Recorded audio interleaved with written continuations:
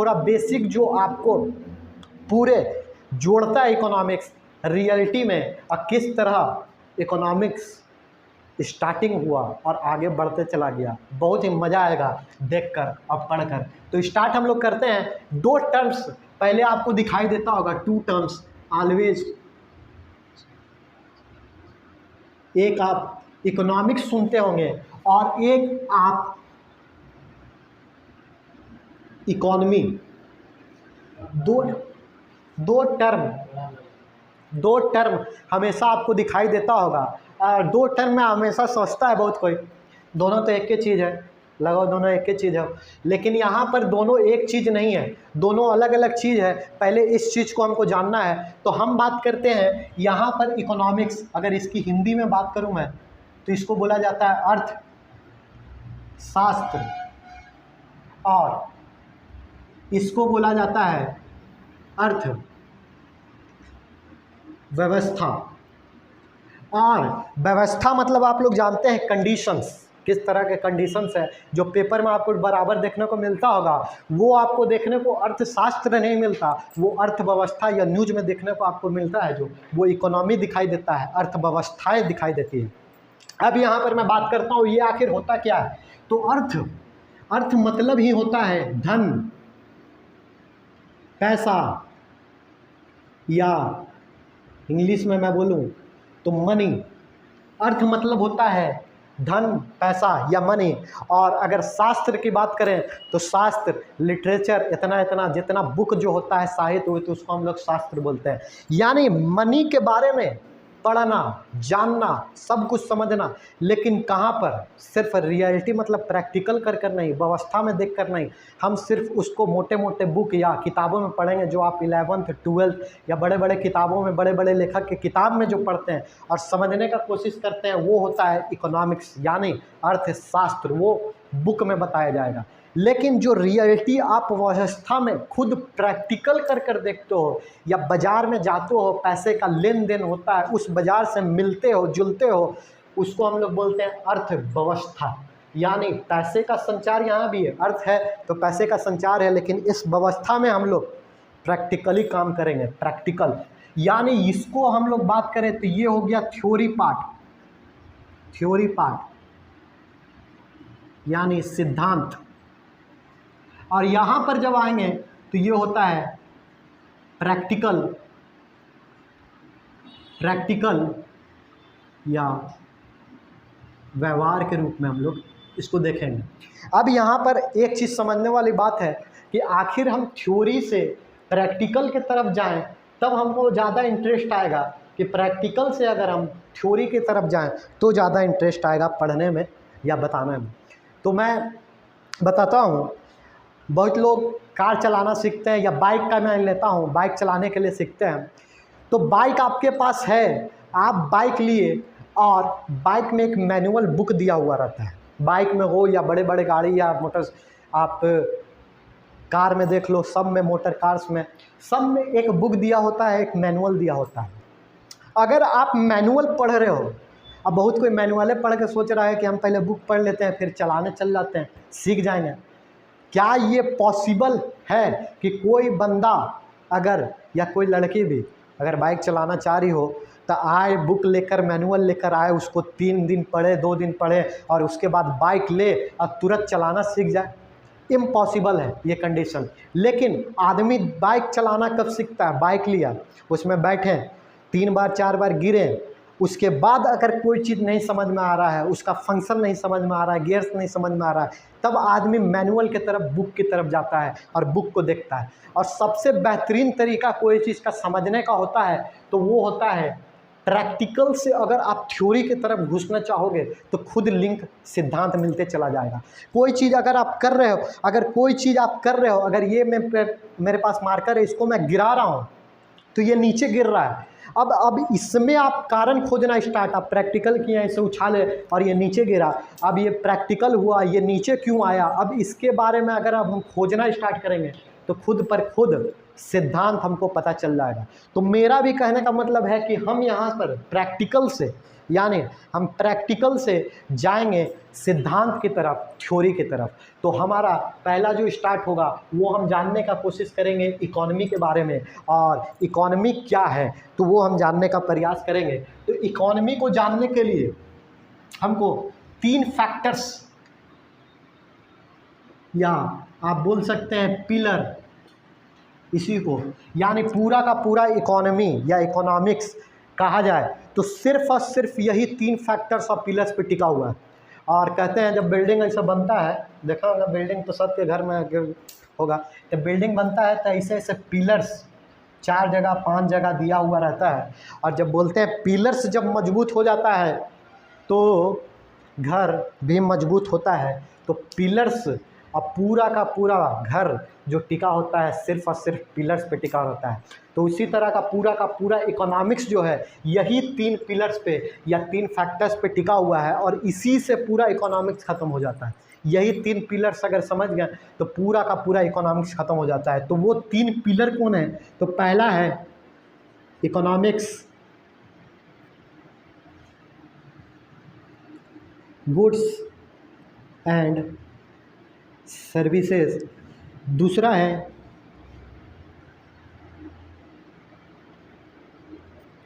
Economics goods and services, पहला है। दूसरा है इकोनॉमिक्स एक्टिविटीज़, और तीसरा है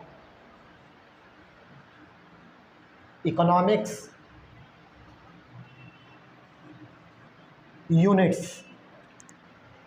यानी अगर बात करें तो ये इकोनॉमिक्स गुड्स एंड सर्विस यानी आर्थिक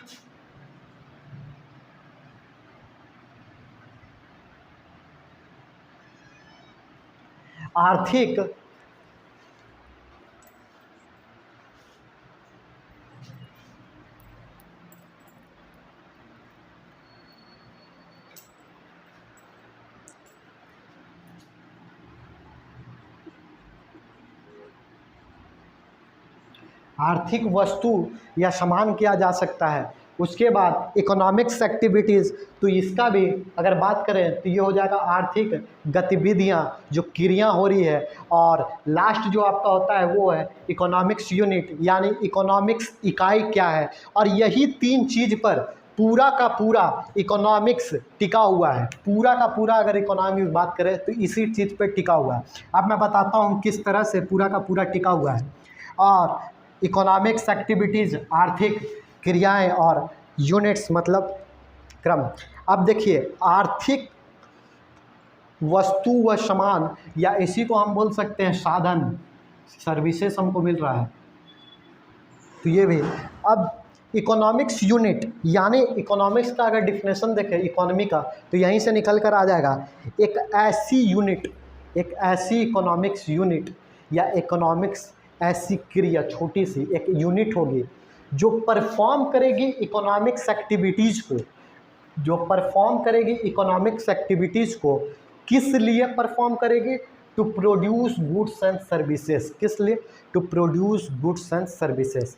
एक ऐसी इकोनॉमिक यूनिट्स, फिर से बोल रहा हूँ, एक ऐसी इकोनॉमिक यूनिट, कोई भी हो economic units, to perform economic activities, आर्थिक गतिविधियाँ करेगी। क्यों करेगी?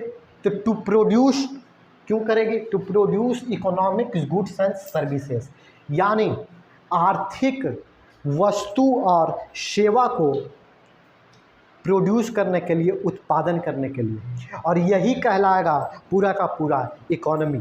फिर से अगर मैं बात करूं तो जैसे इकोनॉमिक्स यूनिट्स मान के चलता हूं मैं, फैक्ट्री, एक फैक्ट्री लगा हुआ है, वो इकोनॉमिक्स एक्टिविटीज़ करेगा। उसमें काम करवाने वाले एक्टिविटीज़ मतलब आर्थिक क्रिया वाले मैन लेबर को लगाएगा। उसका काम क्या होगा? To produce goods and services, यानी गुड्स एंड सर्विसेज यानी आर्थिक वस्तु और आपको सेवा का प्रदान करेगा। इसी को हम लोग बोलते हैं इकोनॉमिक्स। लेकिन एक पॉइंट यहाँ पर समझने वाला है, आखिर ये इकोनॉमिक्स यूनिट अगर काम करेगा तो किस लिए करेगा? गुड्स एंड सर्विस अगर प्रोड्यूस कर रहा है या एक्टिविटीज़ कर रहा है तो क्यों कर रहा है?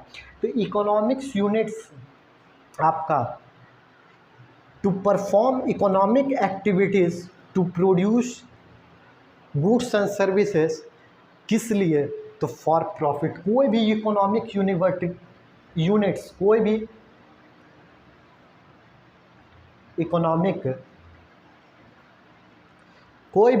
इकोनॉमिक यूनिट्स सिर्फ और सिर्फ काम करता है तो सिर्फ यहाँ इकोनॉमी में काम होता है लाभ के लिए, प्रॉफिट के लिए होता है। कोई वेलफेयर के लिए इकोनॉमिक यूनिट्स काम नहीं करता है। और मैं एक राज की बात आप लोग को बता दूं कि कहीं भी आपको दिखाई दे, कहीं भी इकोनॉमी, अगर ये शब्द आपको दिखाई दे रहा है, इको लगा हुआ या इकोनॉमी दिखाई दे रहा है, राज की बात है, किसी को बताइएगा नहीं। इकोनॉमी तो आर्थिक जहाँ पर दिखाई दे तो वहाँ समझ कर ये आ जाना चाहिए कि वहाँ सिर्फ और सिर्फ बात हो रहा है पैसे का, कीमत का, प्राइस का।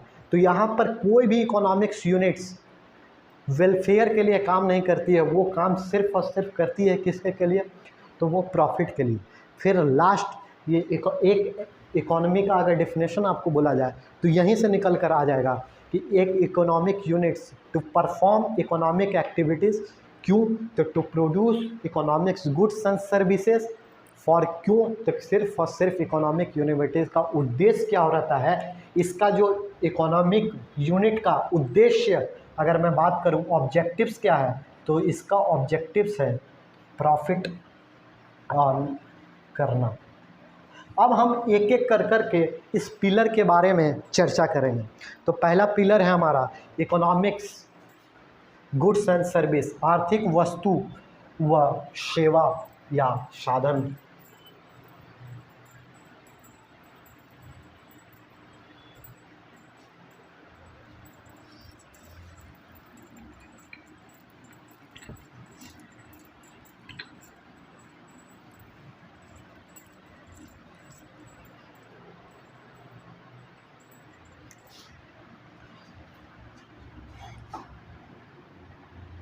तो पहला है इकोनॉमिक्स गुड्स एंड सर्विसेज, आर्थिक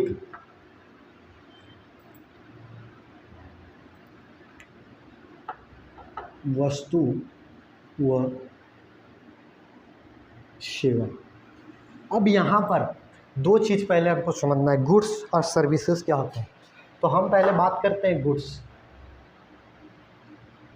गुड्स कोई भी होता है तो ये होता है विजिबल, या एक और चीज़ हम बोल सकते हैं इसको टेंजिबल। और उसी तरह आपको जो सर्विसेज रहता है वो होता है इनविजिबल और इनटेंजिबल। जैसे कहा जाए कि ये मार्कर्स, या यहाँ पर आपको मार्कर दिख रहा है, बोर्ड दिख रहा है, तो ये एक तरह का गुड्स है, वस्तु है। ये आप देख सकते हो, टच कर सकते हो, अपने पास हो सके तो उठा कर ले भी जा सकते हो। तो ये हुआ गुड्स जिसको आप देख सकते हो या छू सकते हो। लेकिन सर्विसेज क्या है? ऐसी चीज़ जिसके के लिए आपको पैसा तो देना पड़ रहा है लेकिन आपको दिखाई नहीं दे रहा है। ऐसी सर्विसेज जिसके के लिए आपको पैसा देना पड़ रहा है लेकिन आपको दिखाई नहीं दे रहा है, सिर्फ आप फील कर रहे हैं। जैसे और सीधा सीधी बात है कि आर्थिक लगा हुआ है, तो मैंने आपको राज की बात बता ही दिया है। यानी कंसीडर कभी भी होगा तो प्राइस पे होगा, यानी कीमत पे। यानी अगर इकोनॉमिक्स गुड्स एंड सर्विस उसको कहा जाता है कोई भी ऐसा चीज़ या कोई भी ऐसे आइटम्स या कोई भी ऐसे, अब आइटम्स मतलब गलत नहीं समझना है, तो कोई भी ऐसे गुड्स या सर्विसेज जिसके लिए आपको कीमत अदा करनी पड़े, यानी आपको प्राइस देना पड़े। और जब आप पैसा दीजिएगा तब उस सामान और सब कुछ आपका होगा। तो जिस चीज़ के लिए, या चाहे आप गुड्स के लिए, सामान के लिए पैसा दे रहे हो या आप सर्विसेज के लिए पैसा दे रहे हो, तो उसके के लिए आपको पैसा देना हो तो तो वो कहलाता है इकोनॉमिक्स गुड्स एंड सर्विस।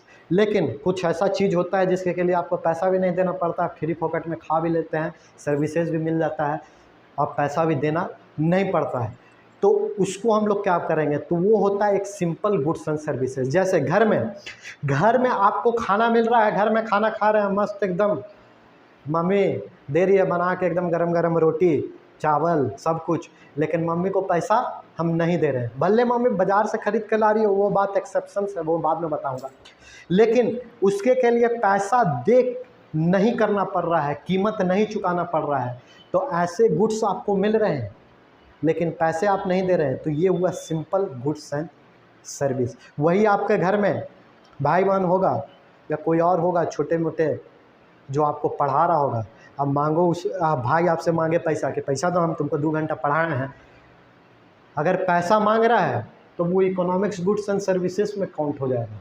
लेकिन अगर पैसा नहीं ले रहा है तब यानी वो सर्विसेज तो दिया, तुमको पढ़ाया, तो तुम छू नहीं सकता, नॉलेज को पढ़ाया जा सकता है, बताया जा सकता। अभी हम यहाँ पर पढ़ा रहे हैं तो ये एक मेरा सर्विसेज है, उसके के लिए इस कोचिंग सेंटर से मतलब फी लिया जा रहा है, तो इकोनॉमिक्स सर्विसेज हो गया। लेकिन मैं अगर फ्री में किसी को पढ़ा रहा हूँ, फ्री में नॉलेज दे रहा हूँ, तो ये मेरा सिंपल सर्विसेज हो गया। तो ये एक अंतर है इकोनॉमिक्स गुड्स एंड सर्विसेज में और सिंपल गुड्स एंड सर्विसेज में। वो क्या होता है, सिंपल गुड्स एंड सर्विसेज जिसके के लिए आपको पैसा अदा नहीं करना पड़ रहा हो, और जहाँ पर राज की बात तो यही है कि जहाँ पर इकोनॉमिक्स आपको दिखाई दे दे, यानी इकोनॉमिक आर्थिक जहाँ पर दिखाई दे दे, तो आर्थिक मांगता है ये पैसा, तो पैसे की मतलब वहाँ पर चर्चा हो रही है। अब यहाँ पर एक सवाल आया कि सर्विसेज दिखाई नहीं देता है तो क्या क्या सर्विसेज हो सकता है, तो होटल में अगर गए वहाँ पर लिखा रहता है सर्विसेज चार्ज। सर्विसेज चार्ज, या आप हम यहाँ पर पढ़ा रहे हैं तो हम सर्विस दे रहे हैं, सर्विस के बदले में पैसा लेंगे या इस कोचिंग में पैसा लेंगे, तो वो हो गया हमारा इकोनॉमिक सर्विस। उसी तरह गुड्स तो सीधा सीधे आपको पता है जितने भी कमोडिटीज़ या सामान हैं उसके के लिए आप खरीद रहे हैं, पैसे दे रहे हैं, तो उसको बोला जाता है गुड्स या सामान। अब यहाँ पर एक चीज़ इसी से क्लियर, मैं बोला कि इसी से मैं जोड़ते चला जाऊँगा तो बहुत चीज़ आपको यहाँ पर समझ में यहीं पर आ जाएगा।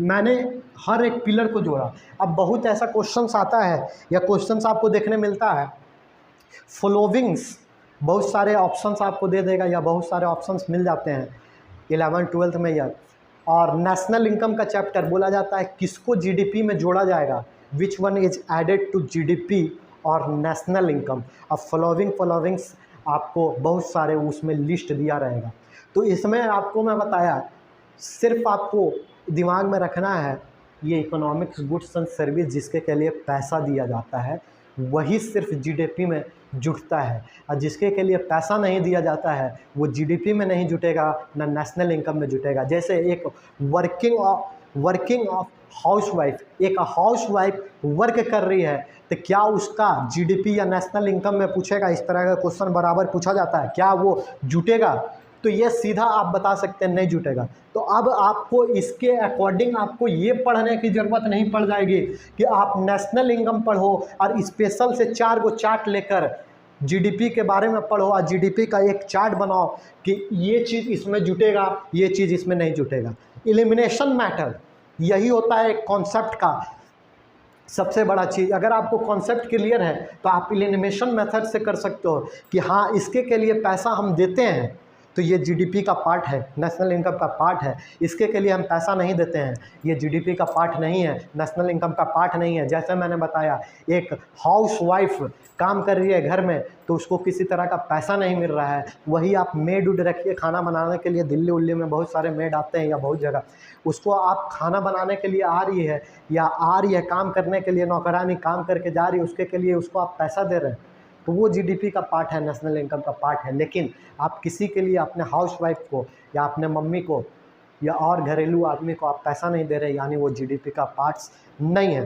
तो ये एक समझे इकोनॉमिक्स गुड्स एंड सर्विस। लेकिन यहाँ पर एक चीज़ अभी भी नहीं समझ में आया और दिमाग में चल रहा होगा कि ये प्राइस, आखिर ये प्राइस या जो कीमत है आखिर ये डिसाइड कैसे होता है और ये डिसाइड कौन करता है, निर्धारण कैसे होता है। तो अब हम इसी पे बात करेंगे कि आखिर ये इकोनॉमी में प्राइस का जो कीमत का डिसाइड है, निर्धारण है, वो किस तरह होता है और वो किस कारण से होता है या कौन करता है। तो हम यहाँ पर अब देखेंगे प्राइस का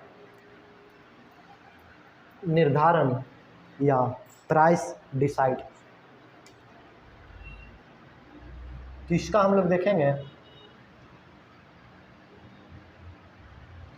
निर्धारण प्राइस किस तरह से होता है या डिसाइड किस तरह से किया जाता है।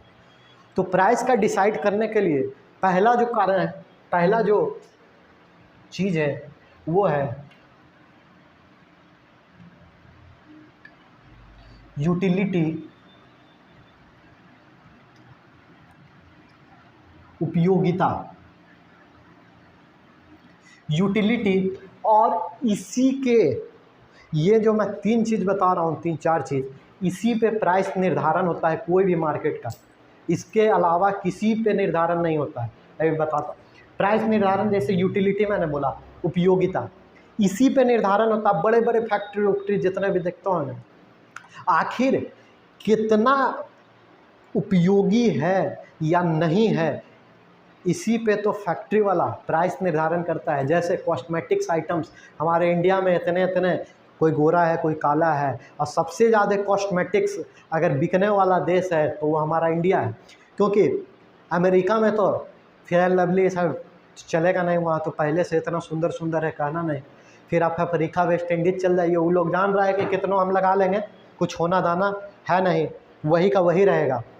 और बचा इंडिया, तो इंडिया में तरह तरह के लोग हैं और तरह तरह के वेशभूषा के लोग हैं। तो यहाँ पर ज़्यादा इस सब का डिमांड रहता है। कोई कुछ लगाएगा, कोई कुछ लगाएगा, कोई एलोवेरा लगाएगा, कोई सैंडल का आएगा, तब बढ़िया सा एकदम मुल्तानी मिट्टी लगाएगा। तो नया नया ऐड आपको दिखाई हमेशा देखता होगा ग्लिसरीन के साथ एक। तो ये बताता है यूटिलिटी, और इसी के हिसाब से डिमांड होता है। बहुत कोई बोलता है कि डिमांड से यूटिलिटी क्रिएट होता है, नहीं। पहले यूटिलिटी क्या उपयोगी है इसके लिए, तब ना आप इसको डिमांड कीजिएगा। तो ये डायरेक्ट रिलेटेड होता है डिमांड से, डायरेक्ट रिलेटेड होता है डिमांड से। क्या यूटिलिटी है, क्या उपयोगिता है, उसके हिसाब से फिर आप डिमांड करेंगे, ठीक। लेकिन डिमांड कौन क्रिएट करता है? तो डिमांड जो यहाँ पर क्रिएट करता है वो बायर्स करता है। हम खरीदने वाले, हम सपोज मार्केट में गए तो डिमांड कौन करेगा? सामने बेचने वाला या खरीदने वाला। तो हम खरीदने गए हैं यानी डिमांड्स हम करेंगे। तो कभी भी एक गोल्डन रूल्स है डिमांड्स का, कोई डिमांड्स क्रिएट्स कौन करता है? तो डिमांड्स क्रिएट करता है कभी भी, तो ये करता है बायर्स। तो पहला आपको प्राइस निर्धारण जो होता है वो इसी के हिसाब से होता है, यूटिलिटी के हिसाब से, कि आखिर हमारे देश में इस चीज़ की कितनी उपयोगिता है या क्या डिमांड है। उसके हिसाब से हम लोग इस यूटिलिटी के हिसाब से प्राइस का रेंज रखते हैं या निर्धारण करते हैं कि कितना प्राइस रखना चाहिए। दूसरा जो है वो है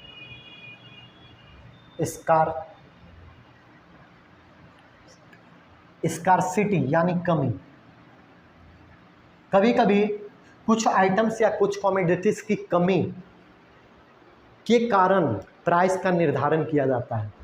अब या तो प्राइस उसका बढ़ा दिया जाता है या तो कम कर दिया जाता अगर स्कार्सिटी नहीं हो तब। अगर स्कार्सिटी है, कमी है कमोडिटीज़ में, गुड्स में, तो आप देखते हो उसका प्राइस बढ़ जाता है। जैसे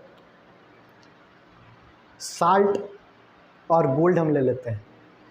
आज साल्ट, नमक हमारे देश में 20 से 25 रुपये किलो लगभग बिकता है। वही गोल्ड की अगर बात करें तो गोल्ड 50,000 ग्राम 10 ग्राम का रेट होगा। आखिर ये कारण क्या है? तो ये इकोनॉमिक कारण है, यही स्कार्सिटी का कारण है। और ये स्कार्सिटी हमारे नमक की यहाँ देश में कमी नहीं है, 70% ओशियंस है, वहाँ से नमक आसानी से मिल जाता है। लेकिन गोल्ड की हमारे यहाँ पर कमी है और गोल्ड ज़्यादा नहीं है, इसीलिए इस कमी के कारण इस गोल्ड का प्राइस जो निर्धारण रहता है हमेशा हाई रहता है, प्राइस हमेशा हाई रहता है। तो दूसरा जो फैक्टर्स है वो प्राइस निर्धारण का डिसाइड किस पे किया जाता है, तो स्कार्सिटी पे, कमी पे, कमोडिटीज़ की किस तरह से कमी है। और ये स्कार्सिटीज़ कौन डिसाइड करता है, तो ये सप्लाई पर डिपेंड करता है, क्योंकि स्कार्सिटी कमी होगा तो बेचने वाला जो सप्लाई कर रहा है वही प्राइस बढ़ाएगा। जनरली सी बात है, सप्लाई पे इम्पैक्ट पड़ेगा। और सप्लाई क्रिएट्स कौन करता है, तो इसका भी एक सूत्र है, ये भी जिस तरह मैंने यहाँ पर बताया गोल्डन, ये भी आप याद रख लीजिए कि सप्लाई क्रिएट कौन करेगा, तो सप्लाई कभी भी क्रिएट करता है तो वो करता है सेलर, जो बेचता है वही तो सप्लाई करेगा और जो खरीदता है वही तो डिमांड करेगा। तो ये हुआ यूटिलिटी, दूसरा स्कार्सिटी, और तीसरा जो होता है मार्केट। और यही मार्केट में पूरा खेल चलता है, यही मार्केट में पूरा खेल चलता है। और इस मार्केट में ही डिमांड और सप्लाई का पूरा खेल जो गेम चलेगा इस मार्केट में चलता है, कि इस मार्केट में ही आपको बायर्स और सेलर्स दिखाई देगा और यहीं पर लेन देन का खेल चलेगा और यहीं पर प्राइस का डिसाइड किया जाता है। तो और इसके अलावा ये तो तीन चलता ही है, इसके अलावा एक होता है एग्रेसिव, इसके अलावा एक होता है एग्रेसिव मार्केटिंग, एग्रेसिव मार्केट। यहाँ पर पूरा इकोनॉमिक्स का सिद्धांत यहीं पर धरा का धरा रह जाता है। अब मैं बताता हूँ क्यों। यहाँ पर प्राइस निर्धारण कोई इस तीन चीज़ का जो गोल्डन रूल से यहाँ पर कोई काम नहीं करता। यहाँ पर एग्रेसिव मार्केट में, यहाँ नाम ही से समझ में आ रहा होगा, एग्रेसिव मार्केट यानी बहुत ही ज़्यादा एग्रेसिव है, बहुत ही ज़्यादा आपने प्रचार कर दिया हो, बहुत ही ज़्यादा माइंड वॉश। यहाँ पर सिर्फ और सिर्फ खेल चलता है तो किसका चलता है,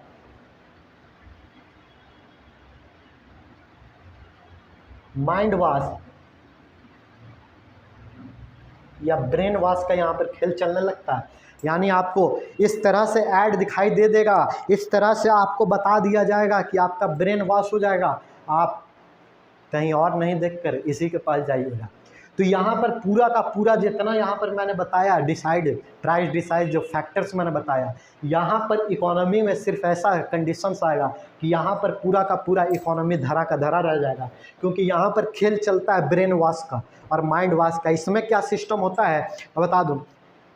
आप देखते होंगे बड़े बड़े कंपनी जॉकी, एडिडास, बहुत कोई कंपनी होंगे, तो वहाँ पर वो लोग इस तरह से ऐड कर दिए, उसका भी कपड़ा इसका भी कपड़ा, कोई दिक्कत नहीं, थोड़ा सा क्वालिटी में अंतर, और उसके बाद आप देखिए किस तरह से आपका ब्रेन वॉश हो जाता है। आप यहाँ कीमत भी ज़्यादा देने लगते हैं और यहाँ पर कोई बायर्स और सेलर्स का रूल काम नहीं करता है कि डिमांड कौन ज़्यादा कर रहा था, सप्लाई कौन कम कर रहा था। यानी डिमांड सप्लाई का पूरा खेल का खेल वहीं रखा रह जाता है। जैसे एक मैं छोटा सा एग्जाम्पल देकर यहीं तक मैं ख़त्म करूँगा और इसको पूरा क्लियर करके, तो याद होगा 2000 से 2001 में एक